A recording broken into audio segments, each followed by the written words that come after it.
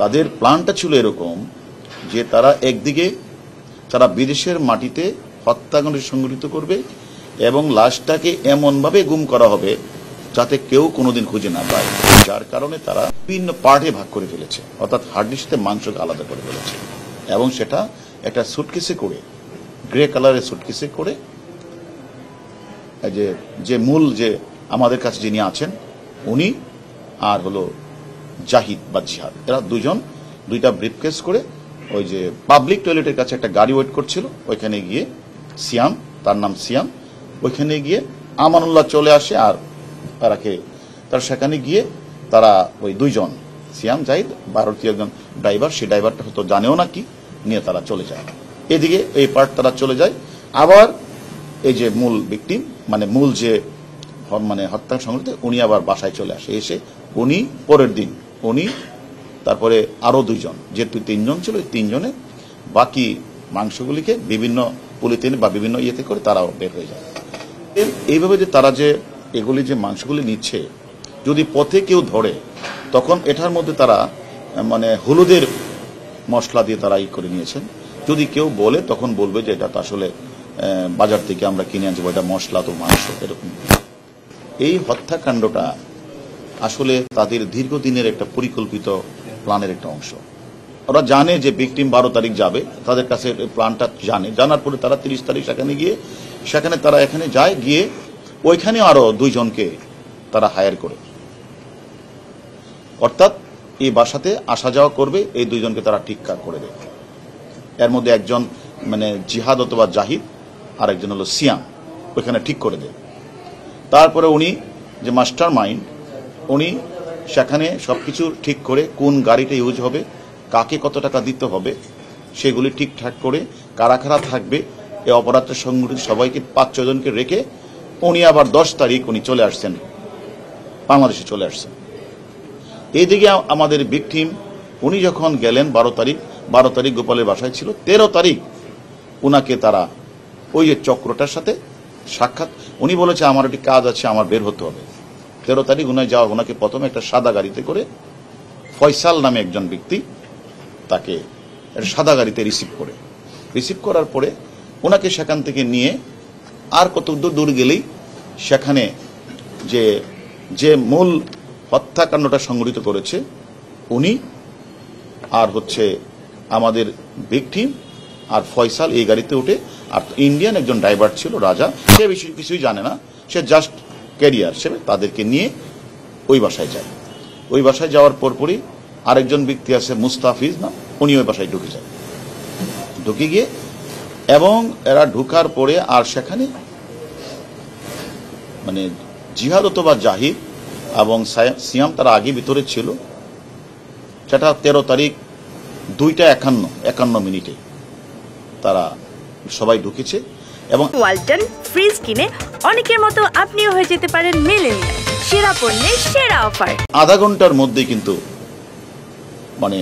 এই নৃশংস বর্বরোচিত হত্যাকাণ্ড সংঘটিত হয়ে যায় এবং তারা এই হত্যা সংঘটিত করার পরেই ঠিক আধা ঘন্টা বা 1 ঘন্টা পরেই এদের মধ্যে একজন যে সংগঠন করছে আবার বের হয়ে যায়, গিয়ে সেখানে আবার ভিকটিমের মোবাইলটা তারা অন করে সেখানে কিছু কথাবার্তা করে, অর্থাৎ যে ডিভাইসটাকে তারা ভিন্ন খাতে করে ওকে বাইরে চলে, সেখান থেকে আবার ভিতরে এসে তারা এটা আপনাদের বললে এটা আসলে বলাও এটা আমাদের সকলের জন্য অত্যন্ত একটা কঠিন বিষয় যে তাকে তারা তাদের প্ল্যানটা ছিল এরকম যে তারা একদিকে তারা বিদেশের মাটিতে হত্যাকাণ্ড সংঘটিত করবে এবং লাশটাকে এমনভাবে গুম করা হবে যাতে কেউ কোনোদিন খুঁজে না পায়, যার কারণে তারা বিভিন্ন পার্টে ভাগ করে ফেলেছে, অর্থাৎ হাড্ডির সাথে মাংসকে আলাদা করে ফেলেছে এবং সেটা একটা সুটকেসে করে, গ্রে কালারের সুটকেসে করে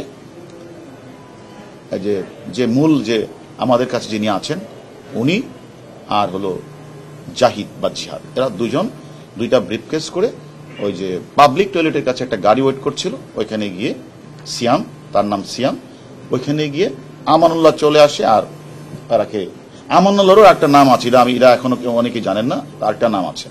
তার সেখানে গিয়ে তারা ওই দুইজন সিয়াম জাহিদ ভারতীয় একজন ড্রাইভার, সেই ড্রাইভারটা হয়তো জানেও না কি নিয়ে তারা চলে যায়।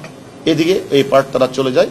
আবার এই যে মূল ভিকটিম মানে মূল যে মানে হত্যা সংঘটিত, উনি আবার বাসায় চলে আসে। এসে উনি পরের দিন উনি তারপরে আরো দুইজন, যেহেতু তিনজন ছিল, এই তিনজনে বাকি মাংসগুলিকে বিভিন্ন পলিথিন বা বিভিন্ন ইয়েতে করে তারাও বের হয়ে যায়। যাতে এইভাবে যে তারা যে এগুলি যে মাংসগুলি নিচ্ছে, যদি পথে কেউ ধরে তখন এটার মধ্যে তারা মানে হলুদের মশলা দিয়ে তারা ই করে নিয়েছেন।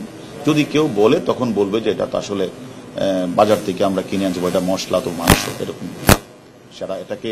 অর্থাৎ উদ্দেশ্যটা ছিল যে মানে এমনভাবে গুম করা হবে তাকে যেন কেউ কোনোদিন তার অস্তিত্ব না পায়। অপরাধীরা সেখানে করে তারাও একে একে তারা বাংলাদেশ চলে আসবে। এবং ঠিকই 15 তারিখ মূল যে আমাদের কাছে আছে উনি এবং তার যে গার্লফ্রেন্ডটা গিয়েছিল 30 তারিখ, এই দুইজন তারা বাংলাদেশে চলে আসে। 16 তারিখ অফিস চলে আসে। এভাবে পর্যায়ক্রমে ওরা যখনই বাংলাদেশে ঢুকে পড়েছে ঠিক তখনই যে মাস্টার উনিও 10 তারিখে চলে আসছিল। ওরা যখন বাংলাদেশে একে একে ঢুকে পড়েছে, উনি তারপরে বিস্তা এয়ারলাইন্সে দিল্লি থেকে 2 ঘন্টা ট্রানজিট নিয়ে উনি কাঠমান্ডু থেকে উনি ওখান থেকে অন্য কোথাও চলে যেতে পারে এবং চলে গেছে।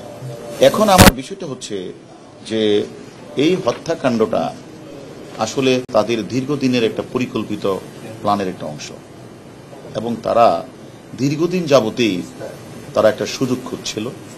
ভিকটিম প্রথম সময় ওই দেশে যাবে, ভিকটিমের মোবাইল থেকেই কোনো সময় দেখা গেছে গোপাল বিশ্বাসের কাছে একটা রিং দিয়েছে, কোনো সময় বাংলাদেশের একজনের কাছে রিং দিয়েছে, কোনো সময় বিহার থেকে রিং দিয়েছে, এবং কলকাতা যে নাম্বার থেকেও রিং দিয়েছে। এবং অর্থাৎ তারা বোঝাতে চেয়েছে যে ভিকটিম কিন্তু এখনো ঠিক আছে। এবং সে সর্বশেষ একটা মেসেজ পাঠিয়েছে মানে 18 তারিখের পরে। মেসেজটা ছিল এরকম যে আমি দিল্লি যাচ্ছি, আমি দিল্লির স্বরাষ্ট্রমন্ত্রী অমিত শাহের সাথে আমার সাক্ষাৎ হবে এবং মাননীয় আমাদের দেশের প্রধানমন্ত্রী যাবে সেখানে তার মন্ত্রী পাওয়ার বিষয় নিয়ে কথা হবে। সেই মেসেজগুলি যখন আমরা পেলাম আমার তখনই সন্দেহ হচ্ছিল যে এরা আসলে মানে অপরাধীরা অপরাধ করে ডিভাইসের মাধ্যমে তারা অপরাধ তদন্তকারী সংস্থাগুলিকে ভিন্ন খাতে নিয়ে যাওয়া, এবং তারা যখন তাদের নাম গন্ধ যেন না থাকে, নিশানা না থাকে, সেই কারণে কোনো সময় তারা এই মোবাইলটাকে তারা পাঠিয়ে দিয়েছে বেনাপোলের দিকে, কোনো সময় তারা মোবাইলটাকে পাঠিয়ে দিয়েছে মুজাফফরাবাদ, কোনো সময় তারা আবার মেসেজ দিয়েছে, আবার কোনো সময় ইয়ে থেকে ওই মানে পশ্চিমবঙ্গের মানে লাস্ট বর্ডার যেখানে আমাদের মানে বেনাপোলের কাছে তারা সেখানে যে মেসেজটা দিয়েছে আমাদের বাংলাদেশে তার যে এপিএস তার পিএস এবং আরো অনেকের কাছে তারা মানে টেলিফোনটা করেছে।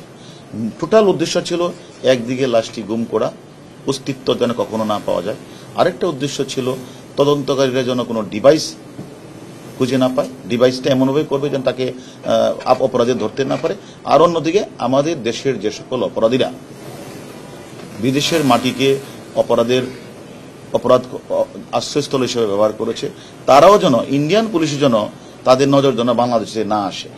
সবকিছু মিলিয়ে তারা এই কাজটা করেছে।